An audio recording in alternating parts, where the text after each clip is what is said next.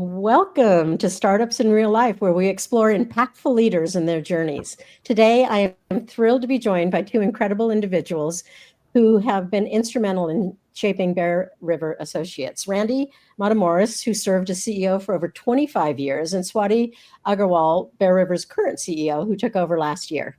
So, Randy, Swati, thank you both for joining me today. How are you Thank doing? you for having us. You're doing great. Great. Yes, Very thank you. excited about this. Thank you.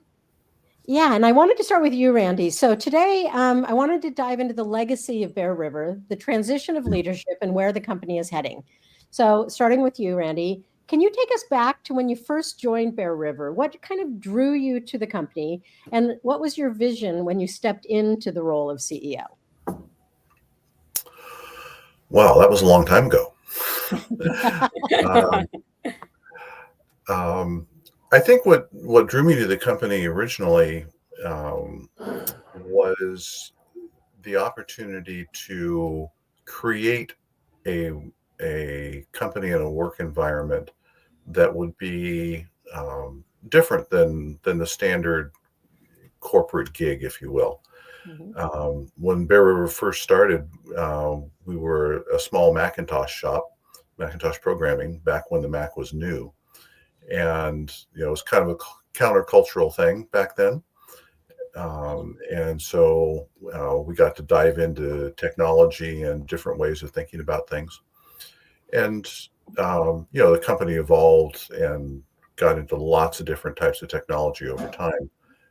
But the culture tended to remain the same, and it was one of technology and learning new things and doing new things, but also sort of human scale to it all, and working with good engineers and good people, and creating a work environment that nurtured everyone. um, that was that was what it was really about. And like I say, over 25 plus years, the technology changed, the industry changed, a lot of things changed, but maintaining that culture was the big thing for us. That's great. And you mentioned the Apple computer. So were you kind of trying to follow after that culture? Was there any comparison there, or was it Um, kind of just always about the people? Probably some to start with, yeah. Um, Apple was different back then. They weren't the Right. giant um, market leader corporate enterprise that they became later. So there was some of that. It was in those days it was kind of Apple versus Microsoft, and there was a Yes, it very was. clear distinction between the two companies and the two environments and the kind of people who use the different products and so on. So yeah, we absorbed some of that for sure. Yeah. Yeah, those were fun days. So during your tenure, Bear River transitioned, as you said, from an application dev shop to becoming a leader in mail and package tracking solutions. What were the driving forces behind that pivot, and how did you decide where to take the company next? Well, the way that we got into the uh, package tracking and um, digital mail and that part of the industry was that we had a client for our professional services programming Mhm. services who came to us with a need, and that was for mailroom tracking that would be enterprise level. There Mhm. wasn't anything that existed like that in the market. And so he came to us and said, this is what I need. Can you build it? And we said, yes. Um, but unlike most of our projects back then, instead of just building the project or the product and turning it over to someone, we kept the rights to that one, which Hmm. was, work that out with a client. And that became our first tracking product that then evolved. That was back in the late 90s.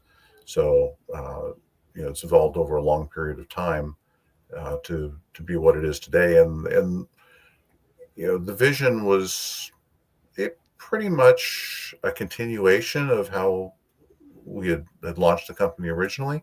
We wanted to do a very well-engineered product that solved real-world problems and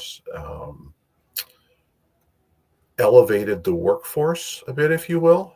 And the people who do this kind of work in large corporations are often undervalued. They do important work, but they're not very high up the pecking order. And our application lets them do a better job and show that they're doing a better job. So it, like I say, it's sort of a continuation of what we had been doing, but now focused on a single area, single application.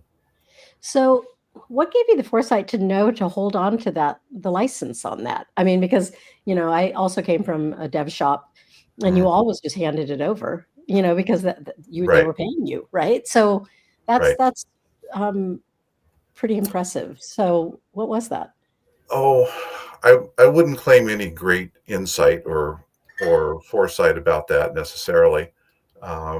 It seemed like an opportunity for a product that could be somewhat universal, because every large corporation gets lots of mail and packages, and the larger ones need to track that. So it seemed like it would have a wide market. Got it. And as it turned out, like, again, that was the late 90s. So we were riding high as a development shop at the time. But as it turned out, the .com crash was right around the corner. Yep. So it was good that we had that in our back pocket, if you will, because once that crash hit, then all of the dev work dried up, and what was left went overseas. So we needed a different business model at that time. And fortunately, we had a product that we own the rights to that we could fall back on. Yeah, and that was going to be my next question, which you addressed, which is how did you and when did you decide to let go of that professional services? And it sounds like the industry kind of helped you make that based on That's one way to that put it. lovely Sure. crash of the late 90s. But that's neat that this particular product was able to kind of survive that, because it is kind of more foundational to a company, right? It's like that Yeah. is less tech in some ways, right? I mean, not your product, but the need to just track those Right. products, Right. Yeah, we actually had a couple of products at that point that we had built, but the one in the package and mail tracking industry was the one that had legs. So we let the others go, and this has been our specialty for better than 20 years at this point. Yeah, yeah. And so last question before I kind of switch over to Swati for a minute. During those transformative years, what was some of the biggest challenges you faced as the CEO? That you kind of helped, that were kind of key to the defining direction you took. And maybe you answered it with the .com crash, but I'd love to hear some of the challenges that you had to address. Well, running a products company is very, very different than running a professional services company. And professional services is where my background was, and it's what we've been doing at Bear River for 15 or more years at that point. So there was a huge learning curve for me personally, but for the company as a whole, and trying to figure out how to be in a completely different line of business. And, still technology, still based on software engineering and such, but the business side of it was just completely different. So that was probably the biggest challenge, and that was early on. And after we'd been in the business for a while, doing a product that was meant to be installed on premise for each individual customer, and then the SaaS revolution hit. And now we had to host the application for our clients and deliver it over the web. That was another big transition both technology and business wise. So I would say those were the two Yeah. biggest challenges that we Mhm. had to overcome. Okay. Great. Yeah. And that's licensing, business model, pricing model, technology platform transitions. Yeah, there's a lot there. Yeah. Swati, as someone who's now taken the reins, how do you see the foundation that Randy built influencing how the company is today? And you and I have been chatting about this for a while, right? That Mhm. I think it's more taking the same why, right? As like we're building solutions for our internal logistic team, making their lives easier, smarter, and faster every day, right? And people still remain the core of our business.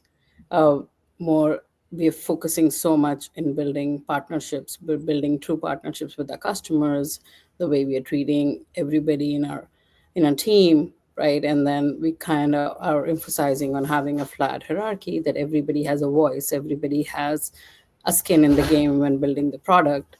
It's not one person's vision, it's a collective unit, right? And I think we want to keep that as the core. Then that's why I was saying yesterday, right, that it's not a turnaround, it's not a transition, it's probably a succession in that way, right? Mhm. What changes is how and what, right? Because that's the need of the market today, right? How we implement the solutions, what technologies we bring in, and where we go from here. So Right. keeping the why and changing what and how. Yeah, I was just going to say your why hasn't changed and the people focus hasn't changed. When Right. you first joined Swati, was that one of the things that you saw that kind of drew you to the company? What, was that, or what was kind of the Um, key things that brought you in? I joined a long time ago. It was 12, 14 years ago. And I had joined as a business analyst then. Uh, and I think at that point of time, the role sounded great to me because I was also coming from a development background. I had Mhm. done some development on the front end, some in the back end. I had worked as an analyst, but never worked directly with the customers or the team. So just the breadth of the role excited me. So I Mhm. wanted to do something different. So I joined in, right? And I think what helped me stay for 13 to 14 years is that driven for the people, Mhm. right? It was always about a collective mindset about what we're bringing in, and the team somehow meant more for each other. Yeah. And we've always been customer focused for sure. Yeah. And Randy, I consistently say to Swati how rare it is to see a company that keeps their employees for 1 decade, 2 decade, 3 decades, especially in tech. And so I love hearing the earlier part of your story where you said you knew you wanted to build something different and it had to be around the culture. And, so that it's clearly come to pass exactly what you intended to do, which is very impressive. So once you decided to hand the baton off to someone, what made you feel it was not just the right time, but the right person when you selected Swati to kind of take the company to the next evolution stage of its evolution? Well, it was definitely time. Um, I'd been in the position for a very long time, and grew up in a different era, frankly, Mhm. both of technology and business. Um, and this is the 21st century. It's time to get on with things here, and you don't necessarily want a 70-year-old CEO doing that. You want somebody who's of the time. So it's definitely time for transition. Um, and what is that? What kind of qualities are you looking for in a person to do that? It's got to be someone who's extremely committed, has the enthusiasm and drive to take over an entity like this and move it forward. Um, and then it really needs to be someone who is is people focused not only on the customer but also on the internal employees and people who are making it all happen behind the scenes. Yeah. And it's a combination of having your heart in the right place and having the skills to make hard decisions and have hard conversations when those are needed. And those are all things that Swati can do and had shown that she could do over many years. Mhm. So there were a lot of conversations involved, and both of us had to come to the conclusion that this was the right thing. And Swati had to decide that yes, she was willing to take on this ridiculously hard job and do it for a number of years. But that's after enough conversations, we both got there, and I think it's been working out pretty well. Yeah. Yeah. And Swati, leadership transitions, they're never easy in their best situation, which is this was. Right. And taking over from someone who's been there for decades, who was, there with the founding team, creating the team. What was your approach to stepping into the role, and how did you ensure the transition was seamless for the team around you? Because that's the hard part, right? They're used to seeing you as a peer, and Right. you're transitioning into a different role when it's been so long that they're used to seeing, different leadership. Yeah. So I'd love to hear that, based on this conversation. I think it's been a journey, right? I don't know that I had it all figured out when we stepped into the role. I've never had it figured it out. I think I figured it out on the way, right? I think one, accepting that it is a change, right? It impacts every individual differently, but it is a big change for someone in the company knowing an owner and knowing me as a colleague versus trusting me to do the same is not a fair ask in the moment, right? That it's not, oh yeah, you know me, right? It's fine. Mhm. It just doesn't work that way. I think you taking the time to understand and holding that is true. It's a big change for everybody. And everybody gets to have feelings around it, and that we can collectively still make it work, but I have to be me, right? I'm not going to become Randy. I'm not going to become, uh, and the company will be okay and everything will move forward, but I still need to stay with my vision and I need to run things my way, but taking everybody along. So I think it has been a different methodology with different people. It also has been just for me to step back and hearing people a lot of time that and giving them space to vent and hear that the transition affects, but they're also excited to see the future, right? Uh, and as you met Jeff and Jim here, they've been here so long, and every single day they come so excited and like, oh, this is great. We want to do this. Mhm. Uh, so I think that keeps driving you, right? That seeing those people so happy and driven after that hunch is over, I think that keeps motivating that we are on the right path. That these not just the new people are excited, they're coming along with us through the journey and are super excited by Mhm. what we're building now. Yeah, I hear, the two things that come out is, staying authentic, in your own integrity, and then listening. Oh my God, so many leaders just don't know how to listen. And that is such an important skill, to have and to be able to use and to be uncomfortable in those moments when people are sharing things that maybe aren't exactly what you wanted to hear. Right. So, I think that's important for those listening to hear. It's like you got to listen, and you got to be able to take it, and that takes confidence and grounding. Yeah. Um, And were you gonna say- you as a mother, right? You and I discuss this as parents that we often run into this, and we often say each other that it's not my truth versus your truth, right? Mhm. uh, Both are true. Yeah. And it doesn't have to be struggle of my reality versus yours. They both can coexist, and we can still move forward. Yep. Randy, with Bear River being always on the forefront of innovation, from its early days to its focus now as it transitioned to SaaS, and then the AI, shifts that are happening today, what do you think has been the secret to the company's longevity and relevance across the decades of change?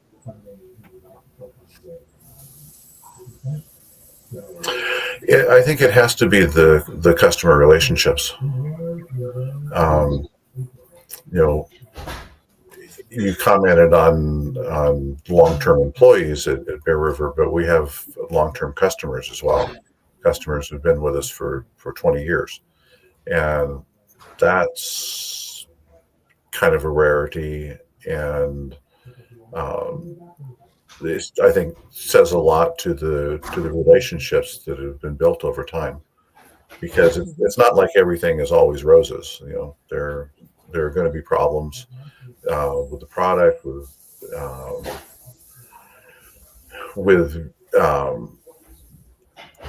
sometimes between people, sometimes pricing becomes an issue. There's always things that are going to come up, and it's not like we're the only company in the market. If a customer decides that they're unhappy with Bear River, they have other places that they can go.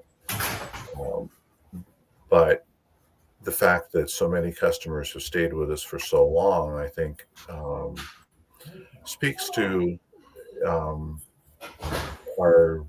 our focus on making sure that the customer is happy, not just for business reasons, but these are people that we've known and worked with for a long time, and we want to be there to support them, and generally we are. So lots of transitions over time, business-wise, technology-wise. We've been through multiple iterations of the product, but the constancy is the relationship and the commitment to making the customer successful. Mm-hmm. If you're sincere about that, that will come across, and that really helps the stability of the relationship, and ultimately the stability of the company. Yeah, I think again, going back to authenticity and the relationships and the people, always focusing on the people. I think, Swati, the mantra or the thing you keep talking about is better, not best. I think that also talks to being authentic. It's like, right. Maybe you can expand on that a little bit with this conversation, Swati. Sure, right. And again, it keeps drawing back that people make decisions with their heart, right, and justify with logic. No matter if it's business, it's personal, that's the way we humans work, right? So we're there with them every day. If they have a problem, we have a problem. It's a problem that we can solve today. We're trying to constantly get better at it. We're trying to get better at a service, at the product, the engineering side of it, and they get to see it. They get to experience that with us, and we constantly ask for feedback. Are we getting better? Right? And it's not that we've become the best and now we're going to stay the best and that's it. Right? And I think that keeps us humble, and staying that humble that, there is no best. We've never achieved what we were going to. The only thing we're doing is continuous improvement and getting better every day. Right. And I think that reflects in our service, that reflects in our product, that reflects in our conversations with them, that there's always room for improvement. There's always room to have your feedback. Yeah. Yeah. And as long as you do that, they're always going to feel a part of the journey. So Randy, when you look back on your years leading Bear River, and now that you're a year out from being that person, what is it you're most proud of in that 25 plus years?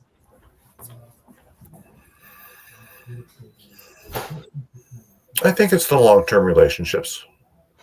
Mm-hmm.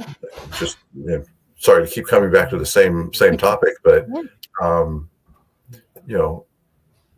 employees stayed with us for 20 years because we were offering um, a good place to work where they felt impactful and respected, and um, that's what we set out to do, was create that kind of environment.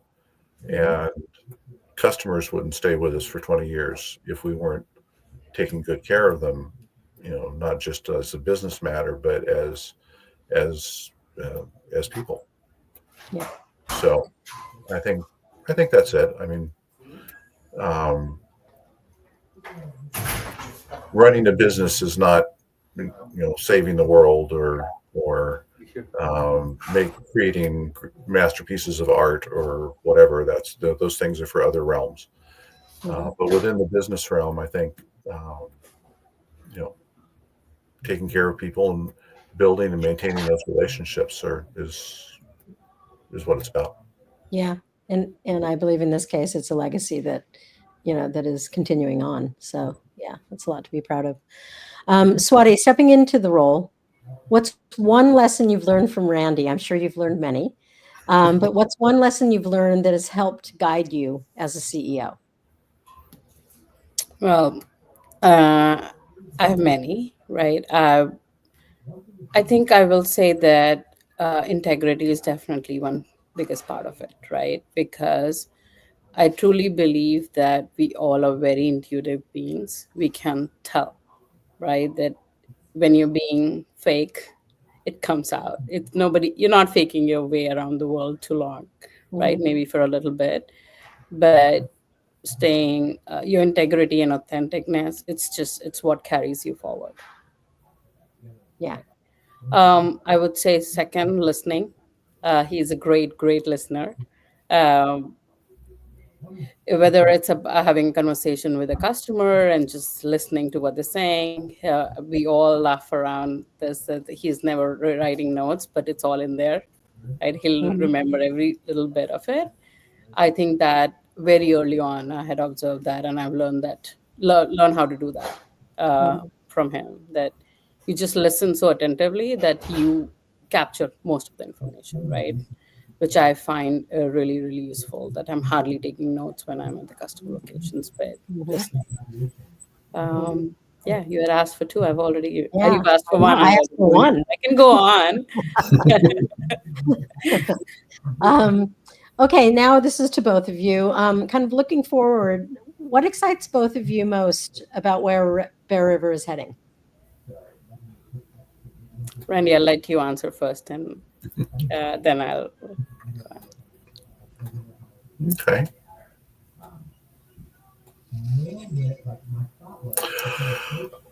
I guess I would say that there's so much energy around the product, the business direction, um,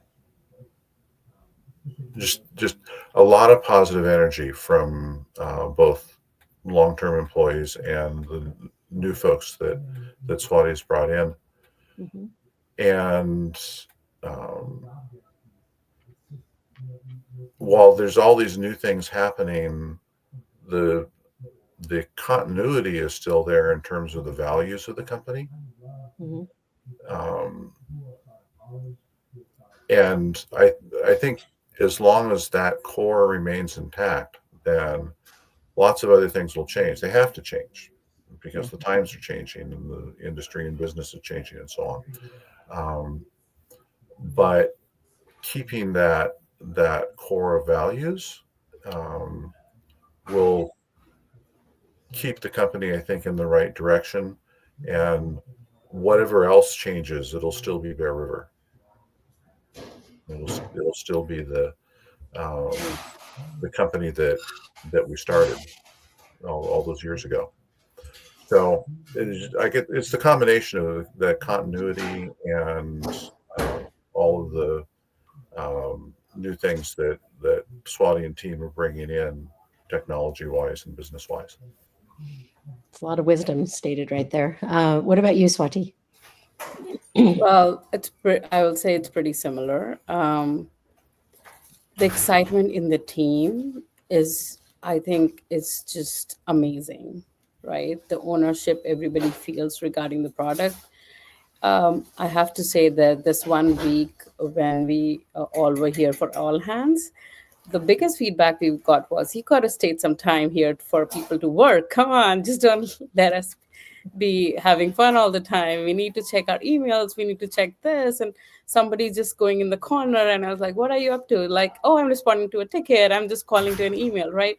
It You cannot do that for people, right? This is not something you can teach anybody, but this is something, it comes when you actually love your work, right? If you would rather have a drink and dance, but you see a customer, you felt like you responded to the customer. And I feel like this is what happens when you actually love the job that you're doing, right? And I feel like, everything else sets in place. And how can our customers not feel the excitement and not see the excitement, right? And every time I go to a customer site, they're either talking about our support team, they're talking about our technological people, and they're like, oh, I spoke to this person from your team and they were fantastic and they told me this, right? And I feel the excitement because it's internal and external, right? Our customers feel that we're bringing in so much of energy, and we're there to serve them no matter what. Yeah. So I think that's so exciting, right? I truly believe that we're building something great, or we already have something great. We're continuing to do that more. Right. That's great.